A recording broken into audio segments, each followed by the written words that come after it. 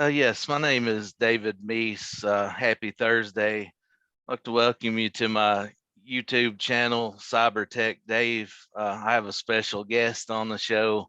He has over 30 years of experience, CEO of Alpine Security. I'd like to introduce you to Christian Espinosa. And Christian, I'd like to just start off by saying, could you tell us a little bit about yourself and what all you've done over the in your career? Yeah, well, thanks, David. Thanks for having me on the show.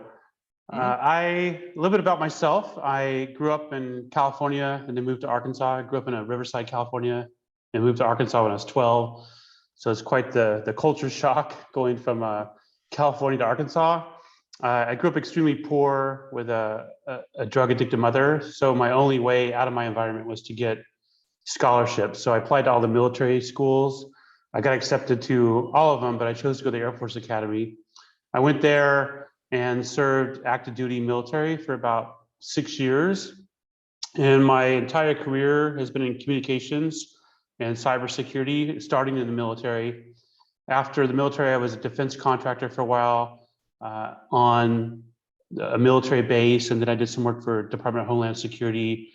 And then I started working for a commercial company, and then I did freelance work. I had a moment in a commercial company where I had a run-in with the CEO, and I just decided to quit without having another job lined up. And that's the first time I've ever done something like that. And that's kind of forced me into working my network and doing freelance or solopreneur work, as a lot of people like to say. And then I kind of got bored with that. I was making a lot of money traveling the world, teaching cybersecurity courses like boot camps, doing consulting, penetration testing. And I felt like it was too easy, is basically what happened. And like I wasn't contributing enough to society. So I decided to start a company and hire people. And that's when I started Alpine Security in 2014. I started the company. I had up to 16 employees at one time. I sold the company in December of 2020 to Cerberus Sentinel. So I currently work for the parent company, Cerberus Sentinel. And through that journey of starting my own business, Alpine Security, funding my own business, I didn't have any investors, it was just me.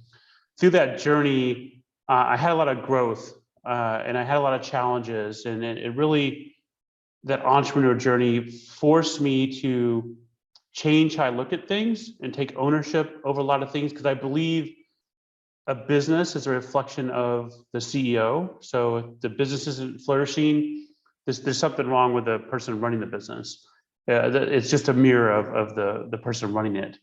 And that really, that the business was like acting like a mirror to me, and made me realize there's a lot of things within myself I need to change in order for the business to get better. And during the time with my business, which we focused on penetration testing and technical services, that's when I decided to write the book, The Smartest Person in the Room, was because of some of the challenges I faced in my businesses. Almost all the challenges I had in the business were related to a lack of emotional intelligence, not a lack of technical skills. And I realized that this is a systemic problem in our entire industry and all of cybersecurity is there's a lot of like rationally super intelligent, super high IQ people that get their significance by being smarter than other people. And that identity they've created for themselves manifests in a lot of problems we have in the industry, such as talking over somebody's head. Because if you talk over someone's head and they don't understand, you maintain that you're smarter than them. By not collaborating well with your peers or looking for an opportunity to ridicule them because that shows you're smarter than them.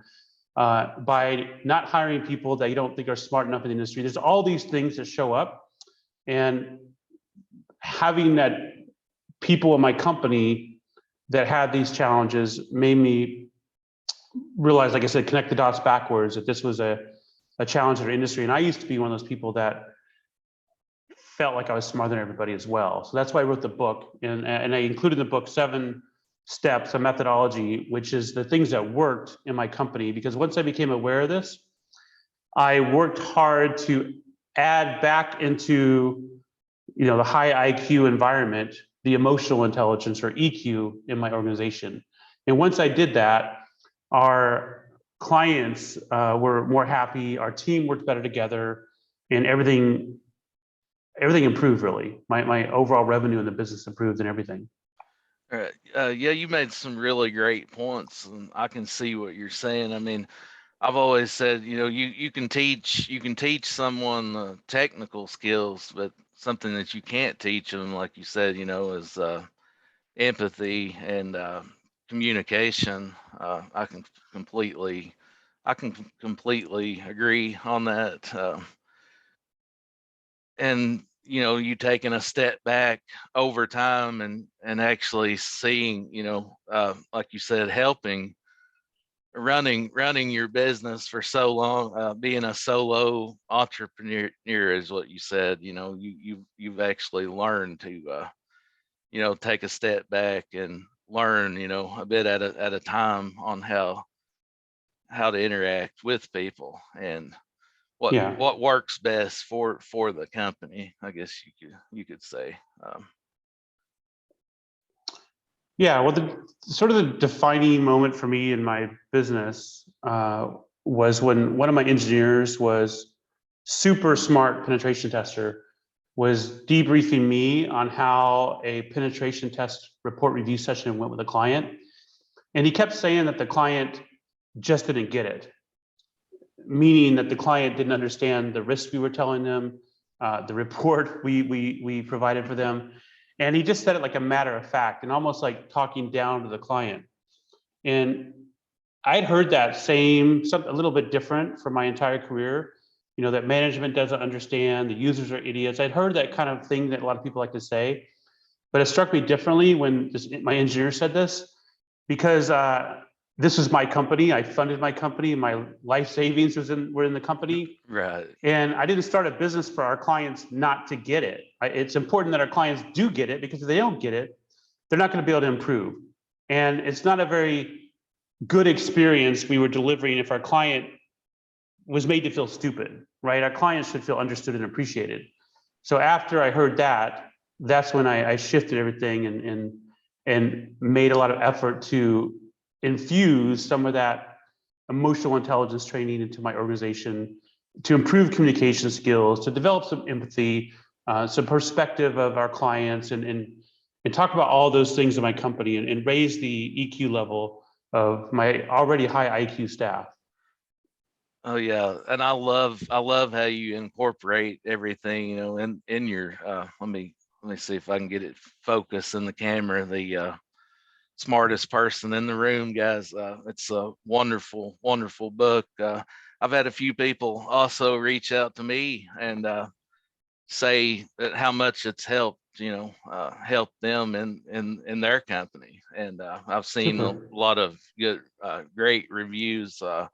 #1 bestseller on Amazon just like 5 or 6 days ago, where I'd Yeah. seen where you'd posted. Hoping everything's still going well on that for you. And I just wanted to say, congratulations on that again. It's brilliant. Yeah, well, thank you. I appreciate that. It was a leap of faith when I wrote the book.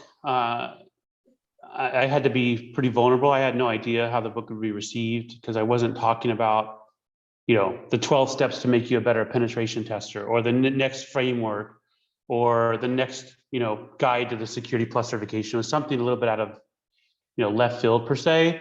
And I was focused on what I think is sort of like the elephant in the room, the lack of emotional intelligence. There's even like TV shows and memes and all this stuff that make fun of how cybersecurity and IT people interact with everybody else. So it's a well-known problem, but we haven't really addressed it, and we just tolerated it. And I think our industry is greatly responsible for why we have this problem, which I think is the reason we're losing the war. Why we have this like high IQ, low EQ problem, because we've tolerated it for so long and just accepted this is how it is. Like, this guy just doesn't get along with anybody. We'll keep him in the corner. And this person over here it pisses off clients, but that's just the way they are.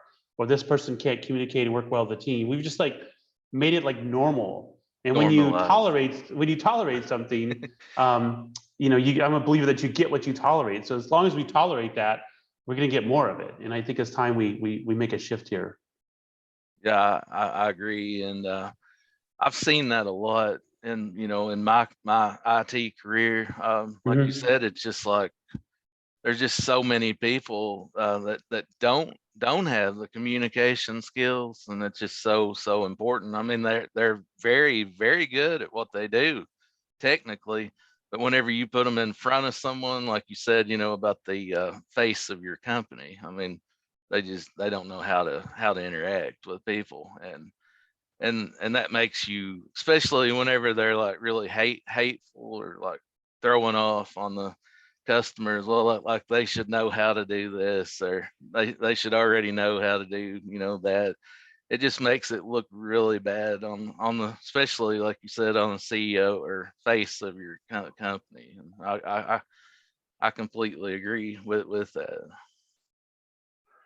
Yeah, and like throughout my career, I've experienced just what you said. We have people that are super smart and think like if we're talking to a physician about cybersecurity, we expect the physician to know what certain acronyms mean in cybersecurity, to know what a penetration test is. But the reality is, if the physician starts talking to us in their language, we don't know how their career field. So why do we expect other people to know, everything about our industry? And that's, again, that's that smartest person in the room. We almost value the fact that other people don't understand because it makes us seem like we're smarter. And everybody wants to be significant. Everyone wants to, be known for something, to feel significant. And I think in our industry, a lot of people get their significance by being smarter from a rational IQ perspective than other people. And like I said, they look for ways to validate that, and the impact of that is negative typically. Right. Yeah, and I would like to ask you, talking about your book, could you maybe go over some of these? I think the 7 steps of your secure methodology that you have, as far as like all the different steps. Just a brief overview. Sure, there's 7 steps in the secure methodology. The 7 steps are in order, a specific order. And I recommend you do them in order. The first step is awareness. And let me take a step backwards. I call this the secure methodology. Some people ask me why I call it that, because the whole idea is to become more secure with yourself. I believe a lot of the problems that I talk about in the book in our industry and in humanity stem from insecurities internally.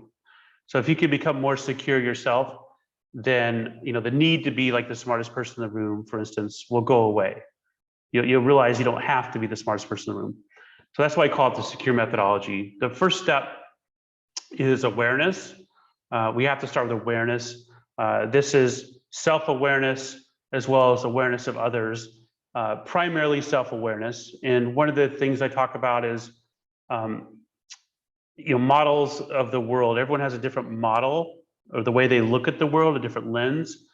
And it's important to understand that. So when you're communicating with somebody, they may not look at the world the same way you do. And you may look at the world very differently than they do. So it's important to have some awareness of that. It's also important to have awareness of your habits. A lot of us have these habits that we just on autopilot, if we're triggered, just sort of execute. In the book, I talk about neurolinguistic programming quite a bit, which is basically these programs we run in our brain and we don't even know why we run them.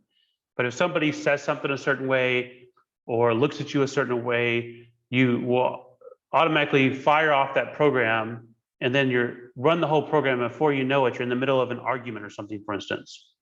So from an awareness perspective, it's good to understand that we have triggers that often cause a program to run in our brain, which has been there for a long time. And that program is often like malware or malicious. And we need to be able to be aware of that. So instead of like running the normal program, which may result in a less than optimal outcome, we can hit like a control C as soon as we realize we're doing it, stop that and try to do something different. And that takes a lot of effort. It's a simple concept, but it's not easy. So awareness is step one. Step two is mindset. I talk about fixed mindset versus growth mindset. Ideally, you have a growth mindset. A fixed mindset is where you think you're just the way you are. You can't learn anything new. You can't change anything. You're just the way you are, and you're never going to be able to develop new skills.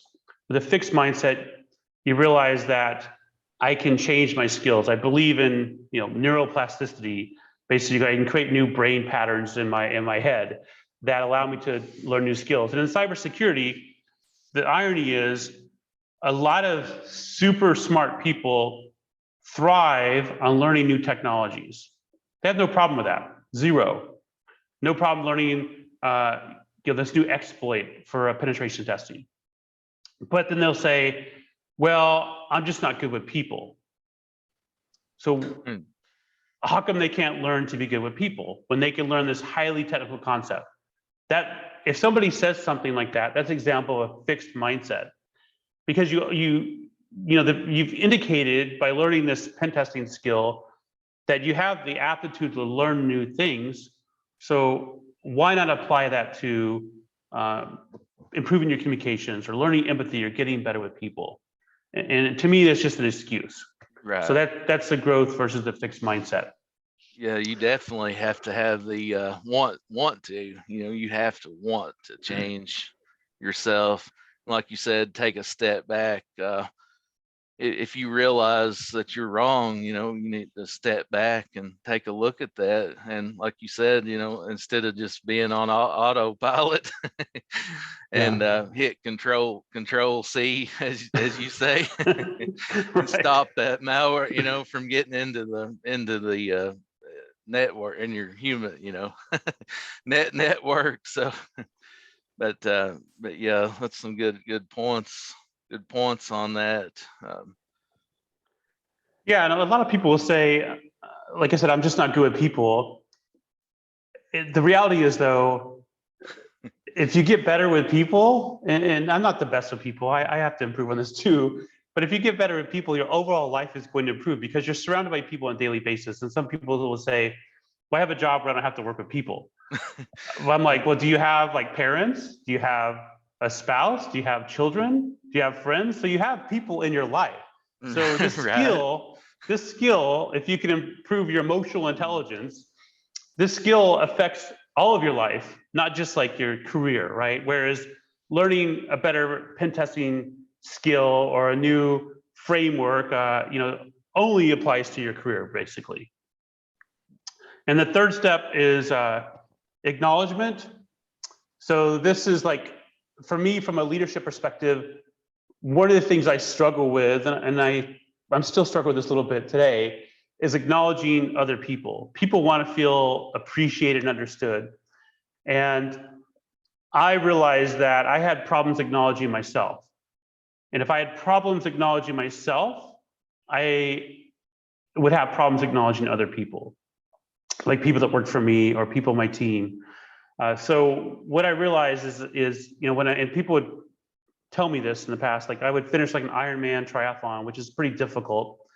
And I'd automatically, like, as soon as I finished, be thinking about the next thing I was going to do. Instead of taking a moment and say, you know what, that was pretty cool. I just did this. I worked hard to do it. It was very difficult, but I finished it. I never like acknowledged myself. And that showed up with me not acknowledging my team from a leadership perspective. So I think acknowledgement is extremely important. Right. And that's hard sometimes to acknowledge, to give yourself credit. But once you, like you said, once you learn how to do that, you can better communicate to help other people. Yeah, definitely. And I still struggle. Of course, we all struggle. I think struggle with that to a certain point. Yeah, well, we're all our biggest critic. Internally, the voice in our head is the biggest critic. We always say we're not good enough, we're not this, we're not that. But that's just the program we're running in our head again. That's that program we're running. Yeah. The next step 4 is communication. I'm a believer that the meaning of communication is the response you get. We often forget that, and we go through life communicating in a way where the other person doesn't understand us. An example I give in the book was I was traveling in Europe once, and I was in Italy, and there was an American ordering an ice cream from an Italian. And the American didn't speak Italian, the Italian didn't speak English. The American just kept raising his voice when the Italian didn't understand. So his only way of trying to change how he communicated was increasing the volume, which the Italian, a normal volume didn't understand it. He's not going to understand it when it's louder. And a lot of people do the same thing. In cybersecurity, we do something similar. And when you realize that the meaning of communication is the response you get, the ownership shifts back to you on communication. In cybersecurity, people like to complain all the time about, well, I didn't get the budget I asked for. I didn't get this. We didn't get this. The users don't understand. Management doesn't understand. And they just blame all the stuff out there. Where if they shifted and looked inside and said, well, maybe I didn't communicate in a way that the board of directors understood the real risk in terms that means something to them, and that's why I didn't get the budget. Or maybe the users aren't stupid, I just didn't communicate in a way that they understood or that resonated with them. But rarely in cybersecurity do we look at, the ownership is on us for communication. And communication is a massive topic, so I just sort of scratched the surface in the book. And then step 5 is monotasking. I talk about one of the characters in my book, Doug. Doug is a combination of 2 or 3 people I've dealt with in my career. Doug had 6 monitors up and was very proud of his ability to multitask. So Doug was very busy every day, but he was not very productive. It's not feasible for us to do 6 things at a time. And every time we switch from one thing to another one, also known as context switching, we have to remember where we left off on the previous task, and then we come back to it. We have information from the new task that we sometimes throw into the previous task, and it's inefficient and causes errors.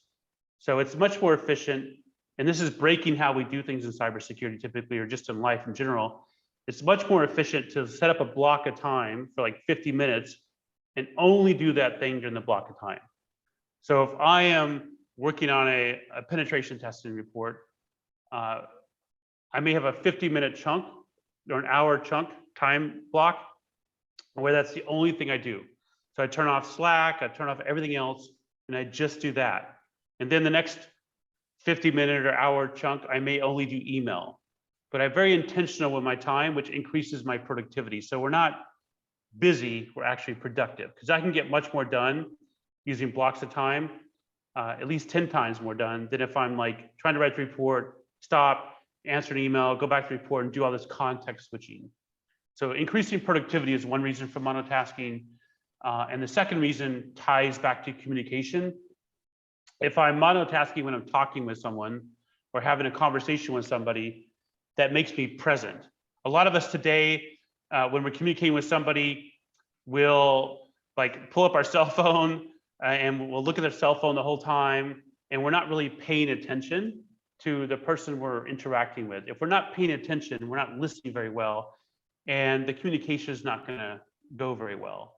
And the person we're dealing with is not going to feel like you value them, because you're obviously what's on your phone or what's on your email or what's over there is more important than the person in front of you. So that's monotasking. Right. That's a great example, because if you're on your phone or something, people yeah, what did you say again? It's Yeah. you can't really pay attention and meet that other person's need, I guess you could say, for communication. Yeah, and again, we've tolerated multitasking in our industry. I attend a lot of meetings, and sometimes in the meetings, somebody will be off a mute, and I can hear them typing loudly on their keyboard. So they're obviously not paying attention to the meeting, and they're disrupting the meeting as well. But we sort of like accepted this is just the way we do business versus having a shorter meeting where everybody's focused and they're monotasking. So like I said before, I'm a believer that you get what you tolerate, and there's a lot of things we've tolerated in our industry that I think need to shift. The next thing is empathy. Empathy is very lacking in cybersecurity. And for me, I grew up in a very difficult childhood, and I overcame a lot of obstacles in my life. And I used to have this mindset, well, if I can do it, everybody else can do it. What the hell is your excuse, right? And I realized, that wasn't serving me. So it wasn't like helping me in my life. So everyone has their own internal struggles and you can't see them. So just because I was able to do something doesn't mean other people should be able to do it as well. So empathy is important, and it's about taking perspective. In cybersecurity, we often just think everybody should understand what we're talking about, and we rarely take the perspective of the client or our coworker or anybody we're dealing with. But once we take the perspective and put ourselves in their shoes and try to like look at their life from their lens, that gives us some empathy. And we realize like, oh, the CEO that we're giving this penetration test report to is concerned that if there's a vulnerability, he's gonna have to spend money to fix it. He may not have the money. It may damage his reputation. If it's the CTO may have already told the CEO that everything is secure, but now he's in this dilemma where we found a bunch of stuff. He's gonna have to go tell his leadership that it's not as secure as he already told them. So it's important to put ourselves in somebody else's shoes. And I talk about cognitive and effective empathy in the book. And you want to have high cognitive empathy, which is the ability to take somebody else's perspective, and low effective empathy to be a better leader and a better person. Effective empathy means, you feel the same way somebody else is feeling. We don't necessarily need you to, if somebody else is feeling sad, for you to feel sad too, or somebody else is crying for you to cry too. But we need you to be able to take that perspective of somebody else. And I rarely ever see this done in cybersecurity. I'm hoping, my book and some of these other influencers out there, like what you're doing, I'm hoping some of this will shift the tide in cybersecurity and bring back some of this emotional intelligence. Right. There's a lot. That's, I think, a human aspect, and definitely, we definitely need to bring some of that back for sure. The more, because we're all humans, and Yeah. and a lot of people, they take that there's more to it than just behind the screen, as people says, and I think that, like you said, we've just tolerated it for so long, and people's, like what you said about a fixed mindset, they're just like, well, that's the way it is, but that doesn't mean that you can't change, and try to do better each day.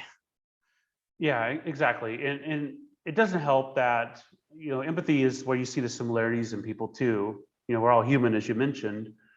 We've all got our own stuff we're dealing with that, you may not understand that what someone else is dealing with, because, it's internal to them. It could be trauma from a childhood. It could be anything. But today, we get so much division forced on us, like, there's the COVID vaxxers, the COVID anti-vaxxers, Republicans, Democrats. So there's like these constant like groups, that we hear from the media all the time, and it makes us see the differences in people versus the similarities.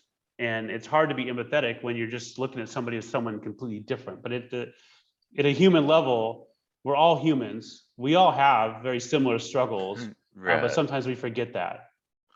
Yeah, I love, I think it's very, very important to have the diversity, and in the company, and just that, and as being a human, just period, to to love everyone, or all people. Yeah, exactly. And then the final step is Kaizen. Kaizen is a Japanese word that basically means constant and never ending improvement, or CAN-I, as some people like to use for the acronym for that. And the whole idea is you've got these 6 steps before, this is the 7th step.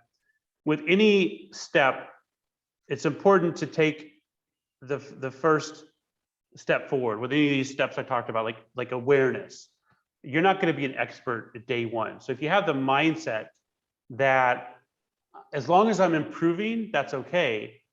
And so Kaizen is about improving. So with communication, for instance, what happens, a lot of people, they'll try something and they'll get frustrated and they'll stop doing it.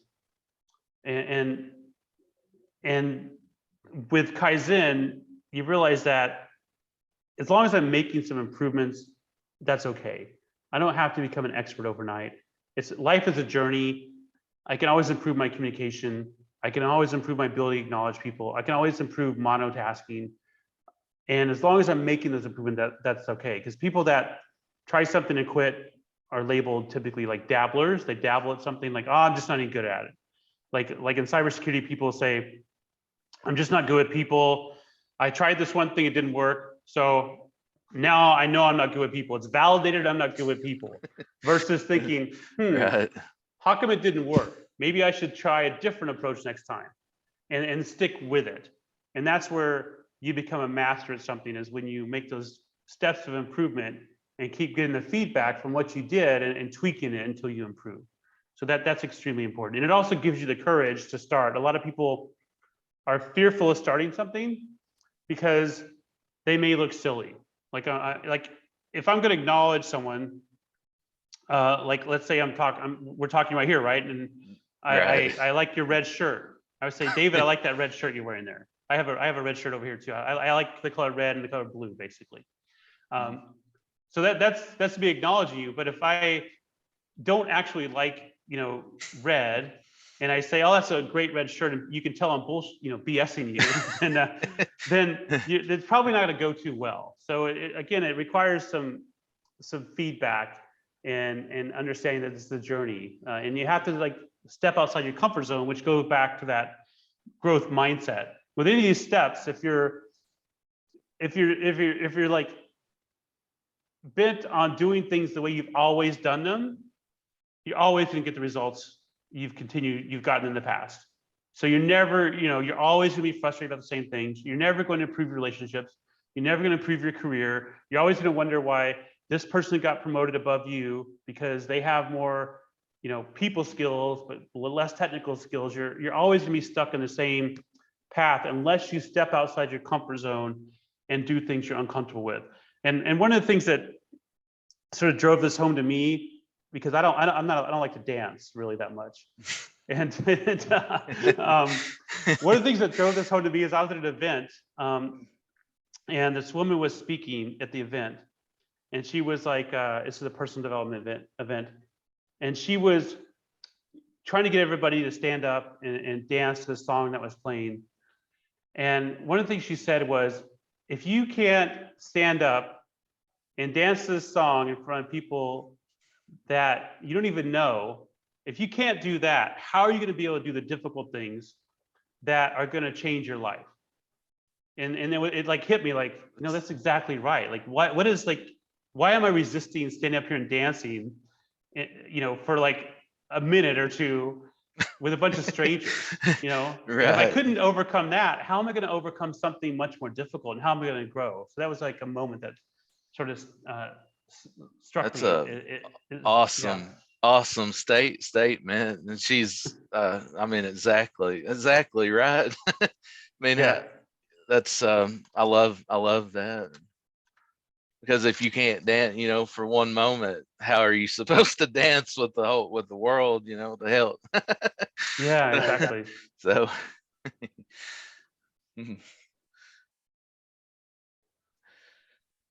yeah, I was just thinking about your the communication, and I do think that you have to have that self confidence in yourself, and be willing to try new things, and no matter what it is, just go for it, because you'll never know. You'll never know until you do it. And I think Yeah. that's where a lot of people, mess up. They're afraid, that they can't do it.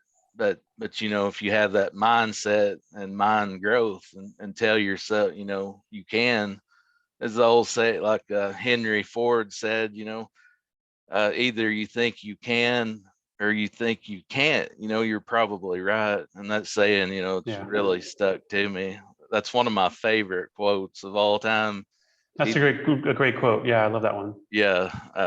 But yeah, and I love what you're doing in your book and helping people. It's Thank you. really, really nice. You welcome. And Yes, that was the 7 the steps to the 7 six. steps. Yeah, yeah. Yeah. But yeah, that was great. And all right, just going on talking about your book and being successful, as we just mentioned. What kind of habits do you have every day? Do you have any certain habits as as successful? I can see that you have to have some good habits going. Could you tell us about that? Um, Yeah, my habits have when I've been most successful, I had a pretty good morning routine. Sometimes my habits, like anybody else, I fall off my habits. One of the things I would do as soon as I got up is would write in what's called the 5-minute journal. I have it right over here. It's basically, and I talk about it in my book. It's this thing here called the 5-minute journal. If you can get it on Amazon, but it's pretty awesome. It asks you in here several questions. It has a nice quote.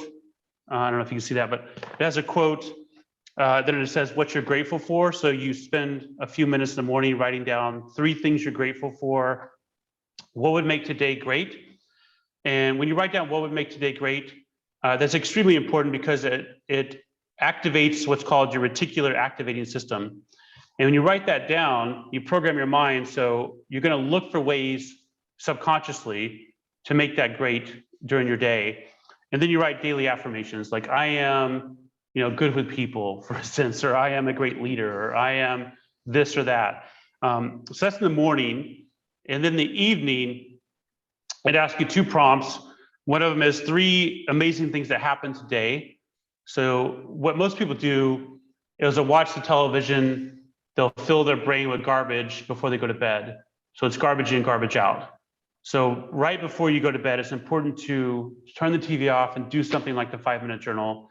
Write down the 3 amazing things that happened today. So you're going to sleep with a positive mindset. And then one of the most important questions is how could I have made today better? So from a growth mindset perspective, if we put like how I can make today better, while we're sleeping, that's a problem our brain working on while we're sleeping.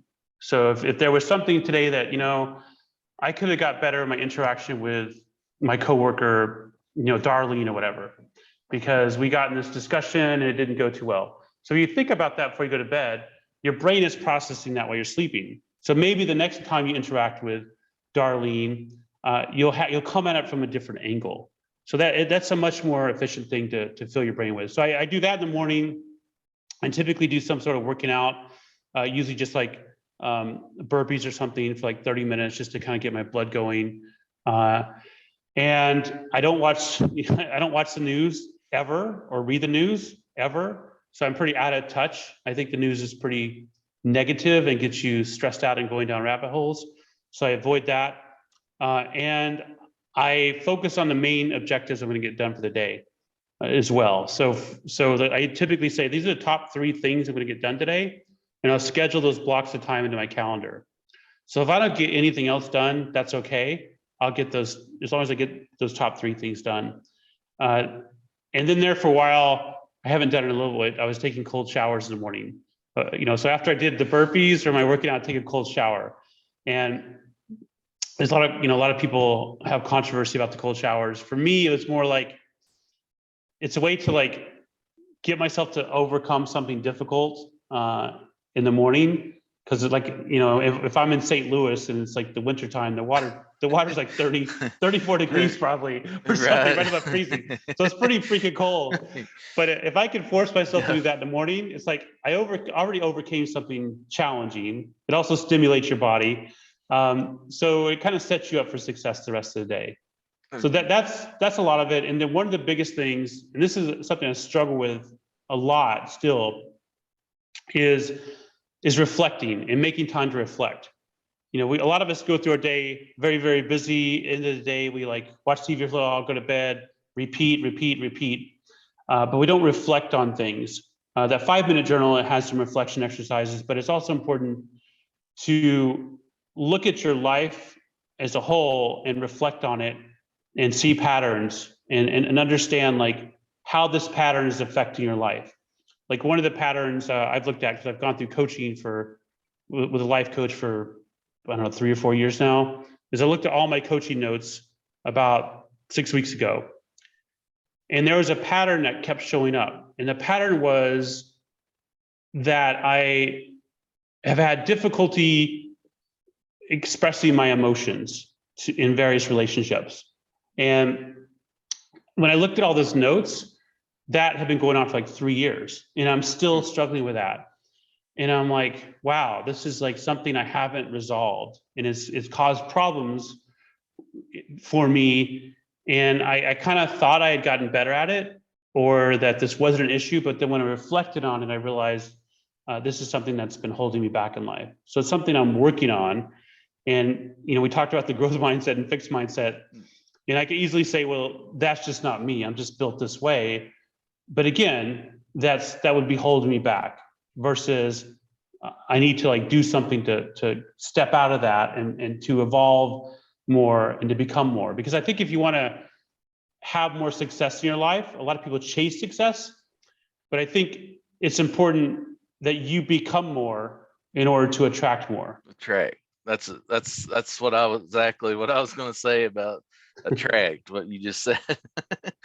Because you have to increase yourself to attract more, people to you. Exactly. And you'll, I've known, the more you help people too, and communication skills, a lot of factors play in it, but like reflection, like you said, it's very, very important to, I try to like at the end of each week, try to reflect on everything that I've done, and maybe like how I can improve, something I really need to do that, like you said, like every day at the end of the day. Well, hey, if you're doing it the end of each week, that's awesome. If you can add like the 5-minute journal, it'd just be a couple minutes at the end of each day. That'd be great. But yeah, I think a lot of people, I appreciate you telling everyone that, because that's gonna, I believe that'll help a lot of people, as far as your journal wise, because that's something I'd never thought about personally until over the last few years. I've been keeping track of everything. And how's that changed for you? Oh, to me, it's been like a really, really nice change, and it's been so helpful to me. To think it's even given me, more confidence, more self-confidence in myself, and I think it's improved my communication skills overall, which I still like. I still struggle every day, as we all as we all do, but I'm just taking a day at a time, and getting better, each day. Hey, that's practicing Kaizen. That's all you can do, right? Right. And they say, practice makes perfect, right? That's right. But I love, learning. That's something that I didn't have before, is now, I've learned that it's okay. It's okay if you don't know something, like what you said, going back to the smartest person in the room. I've learned that, it's okay not to know everything. And I think, looking at it in that aspect, you can help more, more people, because you'll never be as successful as if you like you said, just have that fixed mindset. Like, well, that for example, what we had talked about earlier, expecting people to know what you're talking about right off the bat, like, Mhm. just thinking, looking down on people, thinking, that they're stupid just because they don't know. But yeah, I've just learned so much, and in this book, it's really reinforced just reading. People like your book and everything day to day. I love reading and learning new concepts each Yeah. day. So Yeah, me too. I listen to a lot of books on Audible .com. My book is on Audible as well. But an interesting thing is I didn't narrate my own book. I had a guy, Kaleo Griffith, narrate it. He hmm narrated like Trump's The Art of the Deal and one of Tim Ferriss's books as well. And when my book first came on Audible, I listened to it myself. And I actually learned a bunch of things from my own book because it came not from my own voice, but from somebody else's voice. So it sounded different and it hit me a little bit different.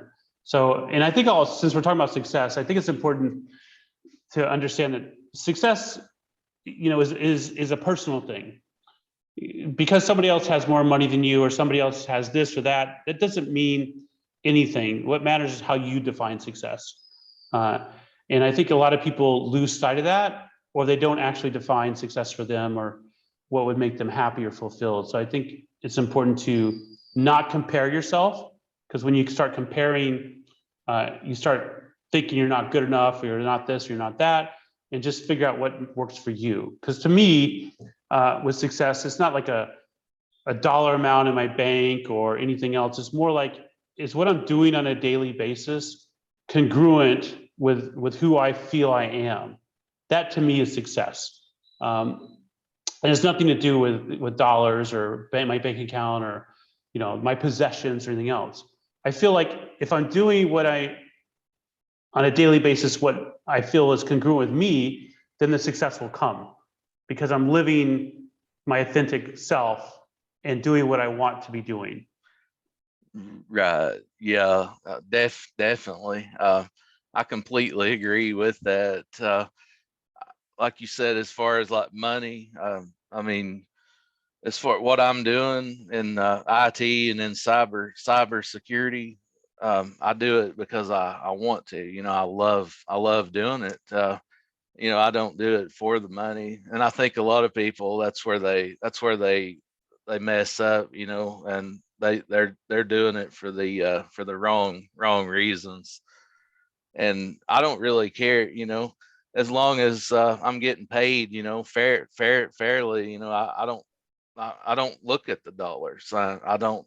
That's something that it never. I never even think about the money. It's just like I'm doing this for free, because I love doing it. It's like that. Yeah, yeah, and It's like that's that kind of. important. Yeah, It's like that kind of feeling. It's like the old say. People like my dad. He would always say, if you enjoy what you do, the old saying goes that you'll never have to work a day in your life. And that's so true. yeah, and that's awesome. And I think that's a great way of putting it. What your dad said. Um, Oh and we lose yeah, we lose sight of that in cybersecurity, because a lot of people are attracted to the career field because of the money, the options, and they don't really have a passion towards it. So they're not very happy in it, but they stick in it because of the money and the option. So I think, like what you said, if you're happy what you're doing, you're really not working. You don't have to work another day in your life. What your dad said, I think that's extremely important to keep in mind. yeah, and having that passion, behind it, and wanting to do, it gives you that drive and focus each day.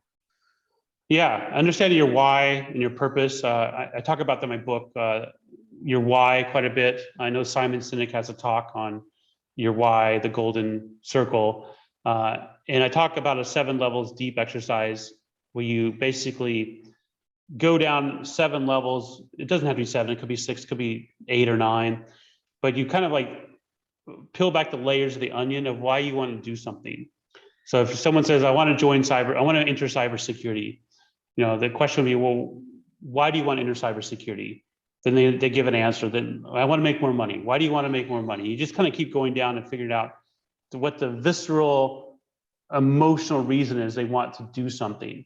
And once they can tap into that, they're going to be more motivated, more purposeful, because they really understand it, like the heart level, not just like your head level of why they want to do something.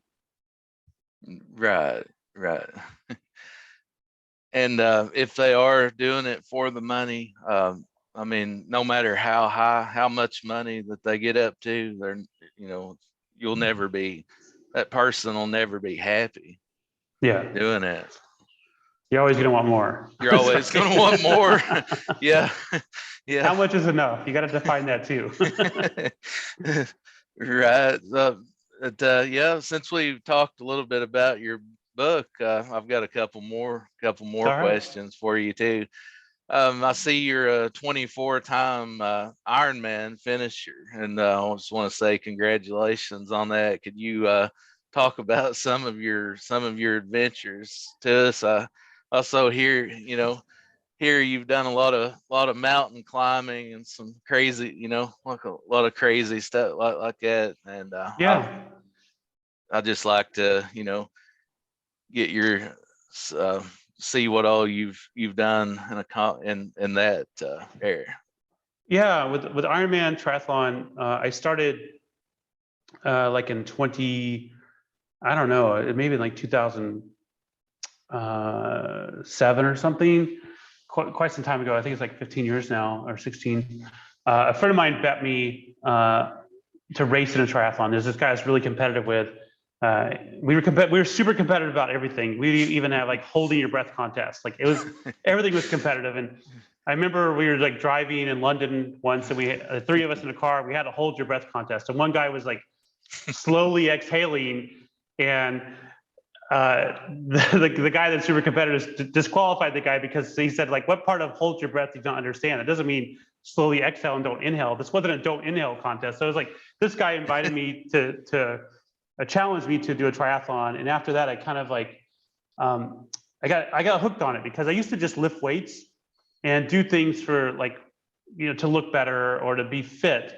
But with triathlon, it was like, it gave me a reason to work out. There was a purpose, because I put a race in the calendar. I had to get better at swimming, I had to get better at biking, I had to get better at running. So there's always something to improve on. And I just sort of kept upping the distance. I started off with like a short distance race, and I beat my friend at that race. I wore a cotton t-shirt, which is bad, and had like bloody nipples, and didn't wear socks because I wanted to save time from the bike to the run, and had, bloody feet, but I still beat him. So I kind of got hooked on it, and I just kept increasing the distance. And then I got to the Ironman distance, and with Ironman, it requires a certain level of commitment. I believe it's like 1/3 mental, 1/3 physical, and 1/3 nutrition. It's not just all being physically fit. That certainly, you have to have a baseline for that.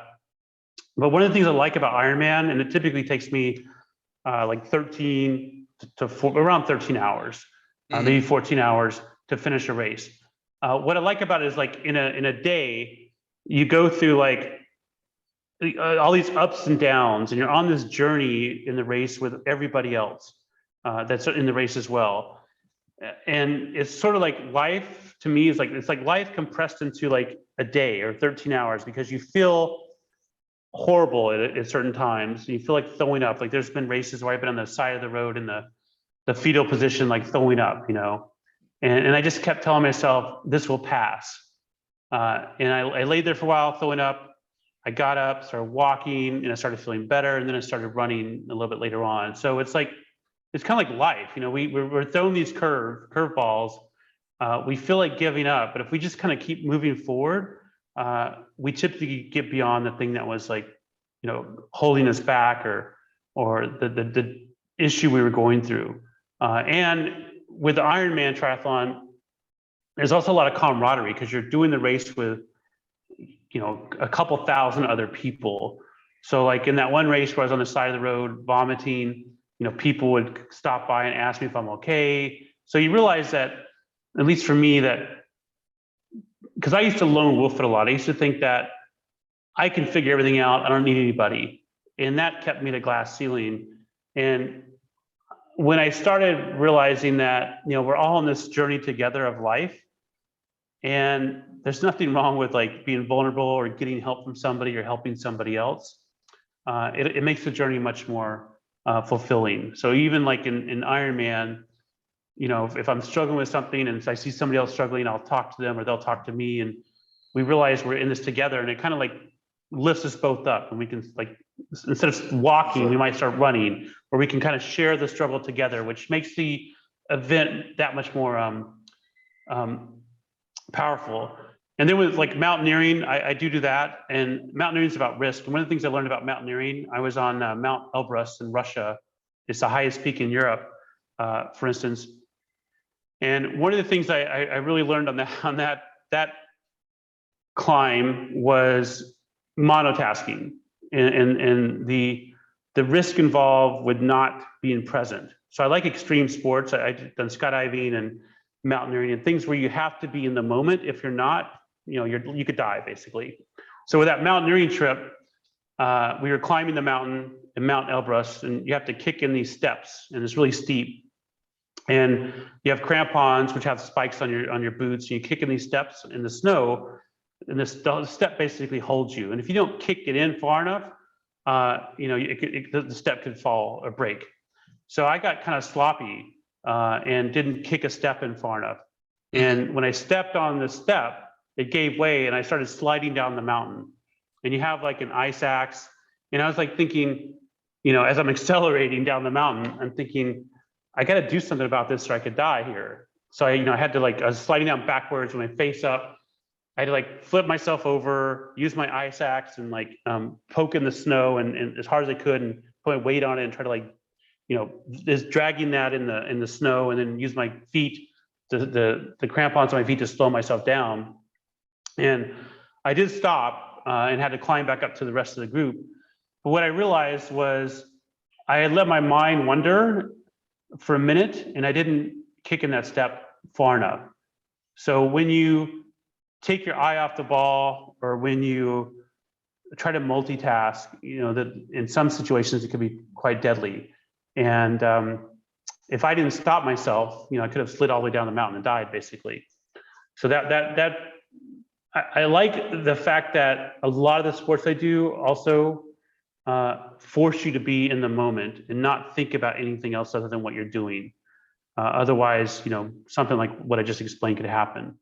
Because I think a lot of us in cybersecurity, we're always thinking about something. We're always, if we're highly technical, we're always like processing something in our head. And it's difficult for me to turn that off unless I'm doing something like mountaineering, where I have to turn it off, or there's going to be a consequence like the one I just talked about. And I've practiced meditation and a few things, and those have certainly helped. I've gotten better at like turning off all the stuff in my head. But like I said about Kaizen, it's a journey. I'm improving on that still. Right. Yeah, we're all, human, and just there's only one way, but up is just to keep improving each day. And yeah. But yeah, that's amazing that and I know it's dangerous climbing out mountain climbing like that. I couldn't imagine, how dangerous that is, and how much focus that you would need. Because like you said, just 1 second, a split second could mean your life between living and dying. So you have to, like you said, you would have to have that focus definitely for sure. Yeah.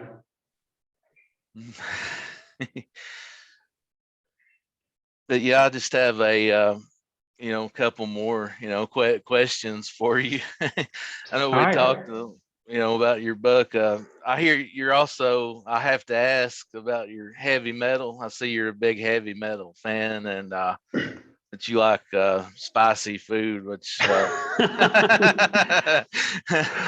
the heavy metal, myself, me and my wife, we love going to concerts, and we had just seen a Megadeth and Disturbed show here a while back, and it was Oh, wow. Okay. it was really really awesome. And I just wanted to get you for you to tell everyone, who's your favorite go to, heavy metal band, and do you have a favorite songs?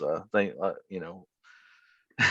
Yeah. Well, I like Megadeth. I saw them in concert a long time ago. I haven't seen them recently. I haven't been to concert a long time. Oh, not Uh, nice. I like "Tu Le Monde" from Megadeth. That's one of my favorite songs. Um, Love it. I grew up listening to Metallica, and actually a friend of mine has been talking about going to a Metallica concert. We used to go all the time in college when the Black Album came out, but we haven't been in a long time. It's like 30 years later. My favorite band, I don't know if I have a favorite band. I think I would say my favorite band at the moment is Nightwish. They're more of symphonic heavy metal. They're from Finland. And I've been trying to see them for like 2 years in concert. And then I bought, I kind of went crazy and bought tickets like for almost all their shows, and just thought I'll figure out how to like go see them in Amsterdam, and then in London, and then in Brussels. I'll just make a European tour out of it and kind of follow them around. And I've been doing this, and then all the shows got canceled.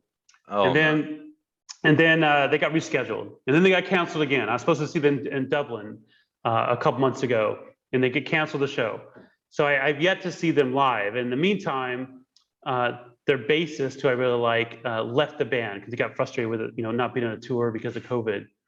So it's been very frustrating for me to not see Nightwish, because with the full lineup, now they have a new bassist.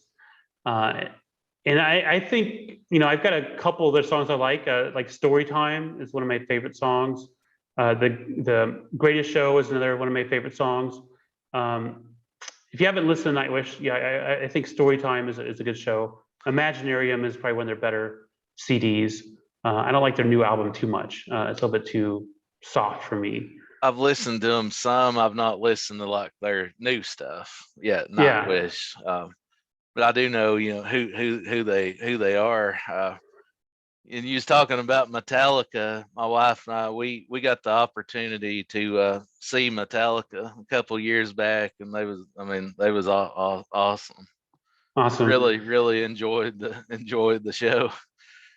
Yeah, they're I haven't seen them in a long time, but when I used to see a lot of concerts, they were like the best the best live performance of any band I'd ever seen. I saw them back in the day with Guns N' Roses, right after James Hetfield got his arm burned with the pyrotechnic thing. And this was in Denver. And it was interesting because Metallica played first in that show. They used to alternate, and everyone stayed and listened to Metallica. The guitar tech played the guitar and James sang. And then after Metallica played, when they were done, everybody left.